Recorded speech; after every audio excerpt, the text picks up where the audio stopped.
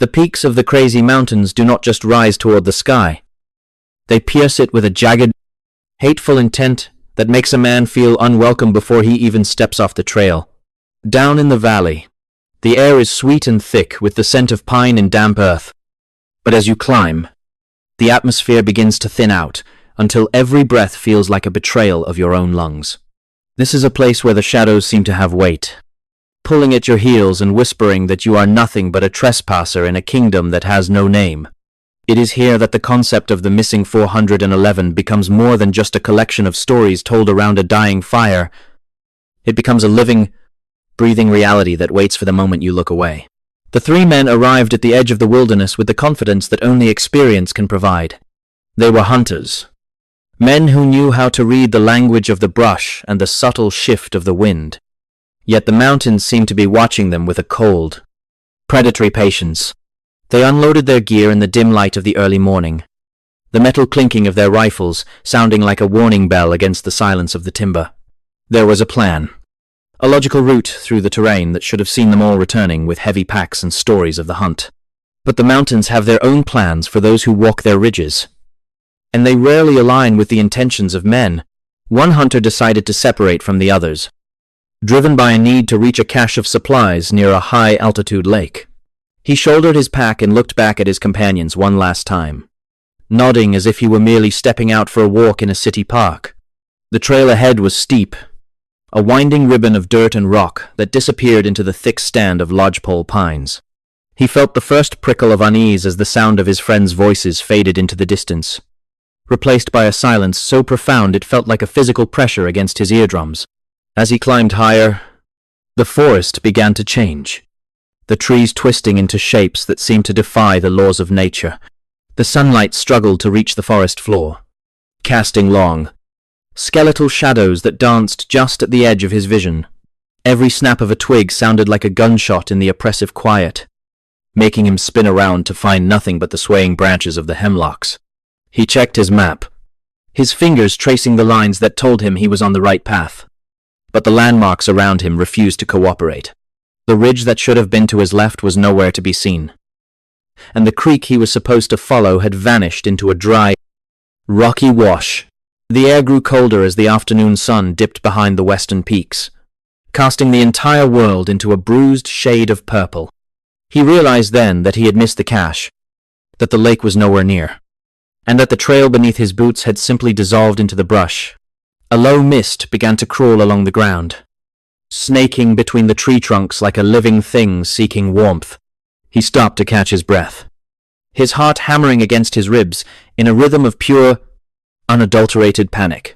He was a veteran of the woods, yet he felt like a child lost in a basement with no light. He decided to make camp, choosing a small clearing protected by a cluster of ancient, weather-beaten rocks. The fire he managed to build was small and pathetic, its flames flickering as if they were afraid of the darkness, pressing in from all sides. He sat with his back against a stone, his rifle across his knees, listening to the mountain breathe. There were sounds coming from the darkness that he could not identify. The heavy, wet thud of something moving through the brush that was too big to be a deer and too silent to be a bear. Every time he closed his eyes, he felt the sensation of the ground shifting beneath him, as if the very mountain were folding and unfolding like a piece of paper. He thought he heard a voice calling his name from the ridge above, a thin and reedy sound that mimicked the tone of his hunting partner. He stood up to answer, but the words died in his throat when he realized the voice was coming from 3 different directions at once. It was a trick of the wind, he told himself, or perhaps a trick of a mind starving for the familiar in a place that was anything but. When the sun finally rose, it brought no comfort, only the stark realization that he was no longer in the same forest he had entered. The trees were different, their bark a pale and sickly gray, and the scent of the air had turned metallic and sharp. He began to walk, but his legs felt heavy, as if he were wading through waist-deep water instead of the thin mountain air. He reached down to adjust his boots, only to find that his fingers would not obey his commands. The cold had seeped into his bones, a deep and icy rot that made every movement an agonizing struggle. In a moment of pure, inexplicable delirium, He sat down beneath a towering pine and began to unlace his boots. The leather felt alien to him, a heavy burden that he no longer desired to carry in this strange, shifting landscape. He pulled them off, one by one, and tucked them neatly under the spreading roots of the tree as if he were putting them away in a closet. He stood up in his socks, feeling the bite of the frozen ground through the thin fabric. He did not feel the pain. He only felt a strange, airy lightness as he began to walk again. He moved through the subalpine terrain with a speed that should have been impossible for a man in his condition. His pack felt like it belonged to someone else, a heavy shell that he eventually shed and left resting on a flat rock. He was shedding his humanity piece by piece, leaving the tools of civilization behind as he climbed higher into the jagged peaks. The missing 411 cases are full of stories of gear found in impossible places, and he was becoming the next chapter in that long and sorrowful book. He did not look back at the pack. He only looked toward the summit, where the light seemed to be vibrating with a pale, blue intensity. The miles he covered were a feat of endurance that would have exhausted a professional athlete in peak condition. He crossed boulder fields and navigated steep, scree-covered slopes where a single slip would have meant a long and violent fall. His socks were shredded by the sharp stones, his feet bleeding and raw. Yet he did not slow his pace. It was as if he were being pulled by an invisible tether, a force that ignored the physical limits of the human body. The mountain was not just a place he was lost in. It was an entity that was digesting him, drawing him deeper into its gullet. Back at the base of the mountains, the alarm was raised when the hunter failed to return to the rendezvous point. His friends waited through the night, their anxiety growing with every hour that the radio remained silent. By the next morning, a full-scale search and rescue operation was underway, with helicopters buzzing over the peaks like angry hornets. They looked for the telltale signs of a campfire, the bright orange of a hunting vest, or the sound of a whistle. But the crazy mountains are vast, a labyrinth of stone and timber that can hide a secret for 1,000 years. And they were not in the mood to give this one up. The searchers found his boots first, tucked away as if they were waiting for their owner to return and put them back on. They were miles away from where he was last seen, a distance that made the searchers stop and stare at the map in disbelief. There were no tracks leading away from the boots, no signs of a struggle, and no blood on the surrounding rocks. It was as if he had simply stepped out of his footwear and vanished into the thin, cold air. The dogs were brought in, but they refused to pick up the scent, their hackles rising as they whimpered and pulled back toward the safety of the handlers. A few days later, his hydration pack was discovered on a completely different ridge, sitting upright and undisturbed. The water inside was still liquid, despite the freezing temperatures that had gripped the mountain during the night. The searchers began to feel a sense of dread that transcended the usual stress of a rescue mission. They spoke in hushed tones about the missing 411, about the patterns they were seeing that defied logic and reason. Why would a man strip off his gear in the middle of a blizzard? Why would he travel so far away from the only source of help available to him? The search continued for weeks, turning over every stone and peering into every crevice of the rugged terrain. They found nothing else. No clothing, no rifle, no body. The mountain had closed its mouth, leaving the searchers with nothing but questions and the cold, mocking wind. The seasons changed, and the first heavy snows of winter covered the peaks in a shroud of white, bringing an official end to the efforts. The family was left to wonder, their grief sharpened by the total lack of closure that only a disappearance like this can bring. Years passed, and the story of the lost hunter became a local legend, a cautionary tale told to newcomers who thought the wilderness was a playground. People spoke of a phantom that roamed the high ridges, a figure in a grey shirt that appeared for a split second before vanishing behind a rock. They called it the shadow of the crazies, a remnant of a man caught between this world and whatever lies beyond the veil. But legends are often built on the bones of the truth, and the truth was still waiting to be found in the high, lonely places of the range. It was almost 2 years later that a group of hikers stumbled upon a sight that made their blood run cold. On the opposite side of a massive, formidable ridge, far from any established trail, they found the remains. They were scattered across a rocky slope, bleached white by the sun and polished by the wind. The clothing found nearby was tattered and faded, but it matched the description of the man who had vanished so long ago. The location was a physical impossibility. A man would have had to climb over a 9,000-foot peak in socks and a light shirt to reach that spot. The investigators who returned to the site were baffled by the sheer distance and the terrain involved. There was no logical explanation for how he had reached that specific ridge, especially in the state he would have been in after days without food or shelter. They looked for signs of animal predation, but the bones showed no marks of teeth or claws. It was as if he had simply sat down and waited for the end to come, his eyes fixed on a horizon that no one else could see. The mountain had finally finished with him, and it had left his bones as a monument to its power. The mystery of what happened during those final days remains locked away in the silence of the peaks. Some believe that the hunter fell victim to the phenomenon of paradoxical undressing, a symptom of severe hypothermia that makes a person feel like they are burning up. But that does not explain the distance covered or the precise placement of the boots in the pack. It does not explain the lack of tracks or the behavior of the search dogs. There is a missing piece to the puzzle, a fragment of reality that was bent or broken in the high altitudes of the crazy mountains. Perhaps there are places on this earth where the geography is not as stable as we believe it to be. Places where the map does not match the ground, and where a single step can take you into a version of the world that was never meant for human eyes.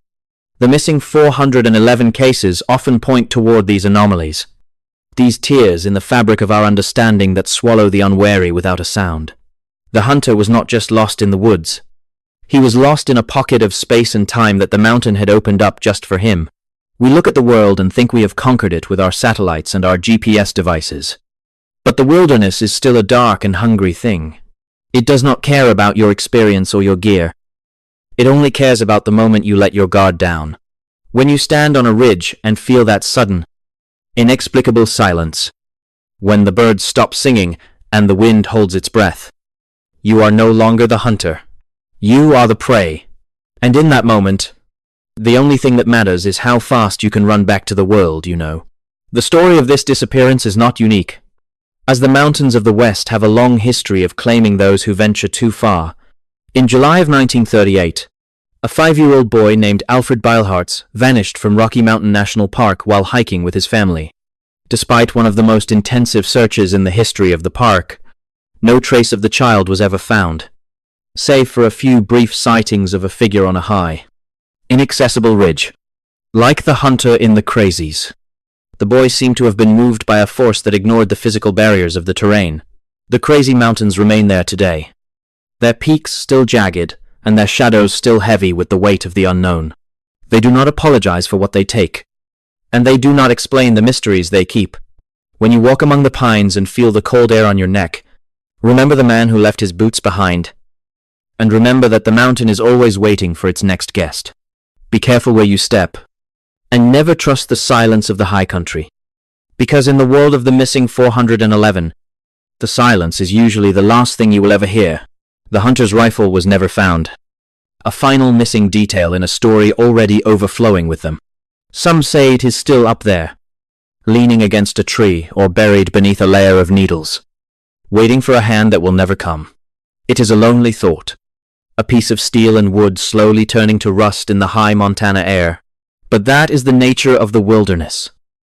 It takes what it wants, and it keeps what it takes. And if you listen closely to the wind as it howls through the canyons, you might just hear the sound of a voice that isn't quite human, calling out from a place that doesn't exist. The final report was filed. The case was closed, and the remains were buried in a quiet ceremony far from the jagged peaks. But for those who study the missing 411, the file is never truly shut. We look at the maps and we trace the lines of the impossible journeys, searching for the pattern that will finally make sense of the chaos. We never find it. All we find are more questions, more shadows, and the lingering sense that we are being watched from the tree line.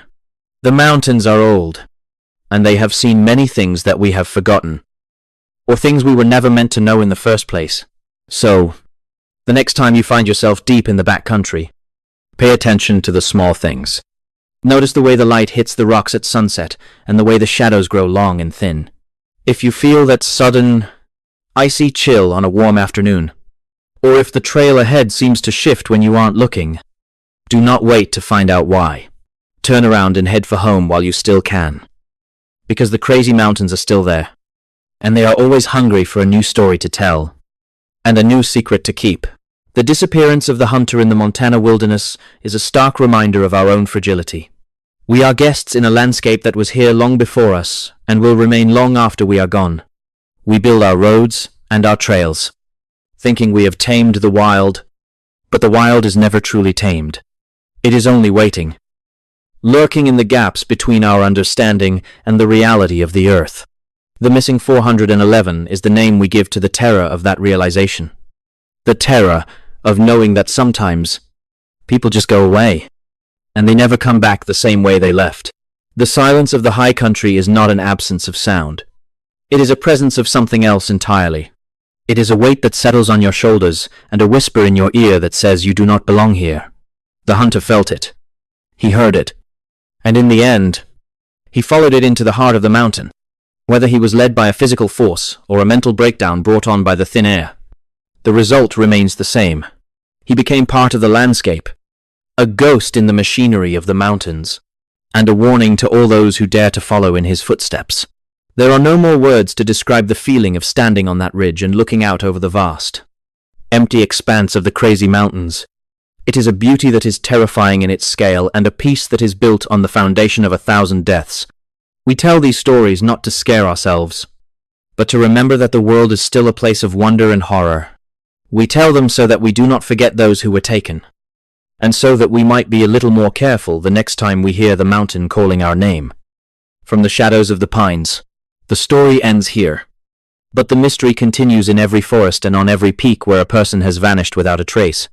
The missing 411 is a map of the unknown, a guide to the places where the rules of the world no longer apply. Keep your eyes open, keep your wits about you, and never underestimate the power of the high places.